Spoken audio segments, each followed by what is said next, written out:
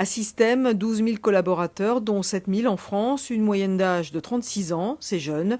Pourtant, la question de la transmission des savoirs et des compétences se pose pour cette multinationale spécialisée dans le nucléaire et qui ouvre 1500 recrutements cette année. Aujourd'hui, Assystem est né dans les années 60, 66 exactement, dans les métiers liés au nucléaire. Donc on a des experts qui sont rentrés dans la société dans ces années-là, qui ont construit les centrales et aujourd'hui on est sur le démantèlement des centrales. Donc du coup, c'est eux qui ont toute la technicité de ce qui s'est passé il y a plus de 40 ans. Et pour transmettre ces savoirs, depuis 2008, l'entreprise a mis en place des instituts de formation.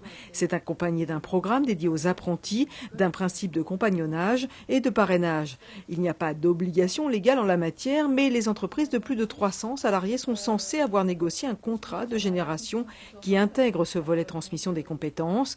Et sur ce plan, tout n'est pas si simple.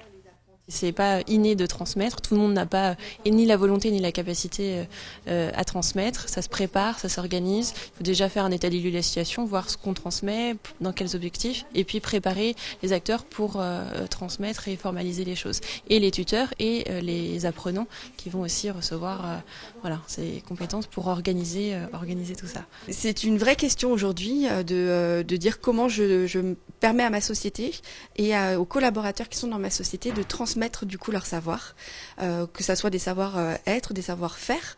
Comment je leur permets de donner soit à une jeune génération, soit à des personnes qui changent de métier ces informations-là, et comment je les rends aussi à l'aise à transmettre ces informations. Une réunion d'information était organisée par la Maison de l'Emploi et le Club Face à la demande des entreprises. L'idée, c'était d'avoir un expert spécialiste de cette question. Donc, nous avons fait appel pour cela à l'ARACT Île-de-France et également d'avoir des témoignages d'entreprises, donc des choses beaucoup plus concrètes qui permettent, puisque c'est aussi une demande des entreprises, de pouvoir échanger des bonnes pratiques.